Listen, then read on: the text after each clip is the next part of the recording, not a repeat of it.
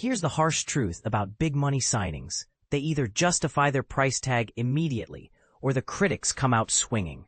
And for Arsenal's latest €69.3 million acquisition, Eberechi Eze, that moment of reckoning arrived faster than anyone expected.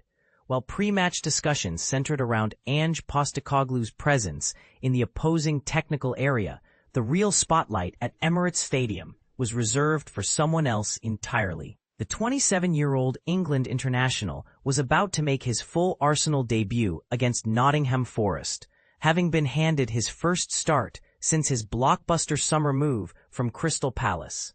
This wasn't just any debut. This was a €69 million statement waiting to happen. But here's where it gets controversial. Was Arsenal's massive investment in Eze actually necessary? Or did they overpay for a player who might struggle to adapt to a team where he's no longer the main star?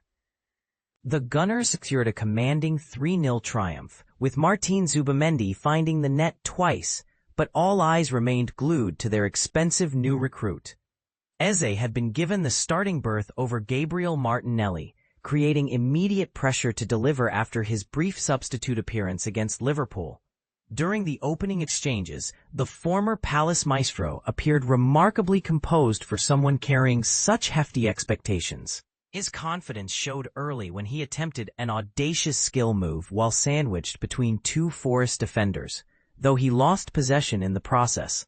Rather than retreating into his shell, Eze continued showcasing his technical repertoire, producing moments of brilliance that had the home crowd on their feet.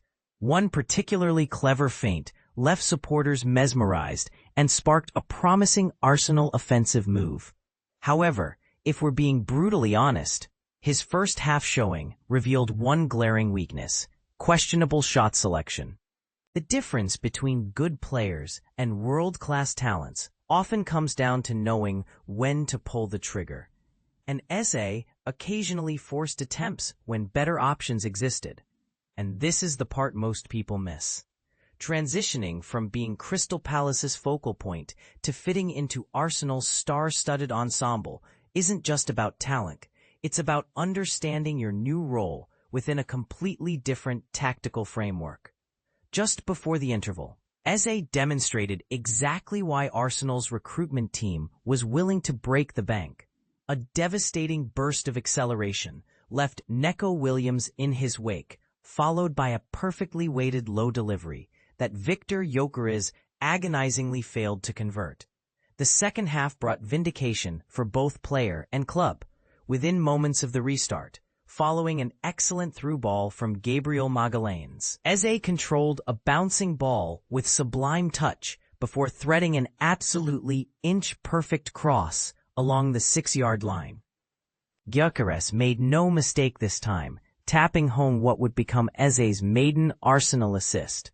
That single moment encapsulated Mikel Arteta's tactical evolution, adding another creative dimension to compensate for Martin Odegaard's injury absence. The goal seemed to unlock something special in Eze, who spent the remainder of the match producing the kind of mesmerizing footwork and intelligent link-up play with Riccardo Calafiori that had Palace fans raving for years. Now comes the million-dollar question, or should we say the €69 million question. Can Eze justify becoming Arsenal's most expensive summer acquisition? Transitioning from being the undisputed star at Selhurst Park to competing for recognition among Arsenal's galaxy of talent represents a monumental challenge. The pressure is immense, particularly given his substantial transfer fee and Premier League pedigree. The Emirates faithful expect immediate dividends on their club's investment, and patience tends to be in short supply when price tags reach such astronomical heights.